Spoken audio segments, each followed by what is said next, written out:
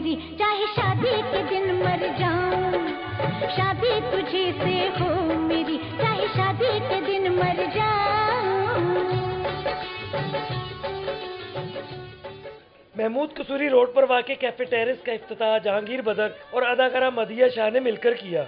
इफ्तिताह के बाद जैसे ही जहांगीर बदर मीडिया से गुफ्तगू करने लगे कि अचानक अदाकारा लैला भी आ धमकी।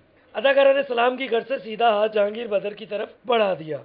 जहांगीर बदर तो चंद लम्हों के लिए जैसे सख्ते में आ गए। उन्होंने सलाम का जवाब दिया, ना ही हाथ मिलाया और प्रेस कॉन्फ्रेंस अधूरी छोड़कर चले गए। बस फिर क्या था, अदाकारा लैला ने इंकिशाफात की ऐसी पोटली खोली कि मीडिया के सारे कैमरों ने लैला पर ही फोकस कर लिया। अदाकारा लैला ने इंकिशाफ किया कि जहांगीर बदर इन्हें अपनी बहू बनाना चाहते हैं, इसलिए उन्होंने हाथ नहीं मिलाया। ये मेरे लिए बड़ी खुशकिस्मती की बात है, जहांगीर बदर साहब ने अपने बेटे के लिए मुझे प्रपोज किया है। सो आई एम सो हैप्पी। उन्होंने फौरन मेरा हाथ पकड़ के अपने बेटे के हाथ में दिया, क्योंकि वो ये चाहते थे कि मैं उनसे नहीं उनके बेटे से हाथ मिलाऊं।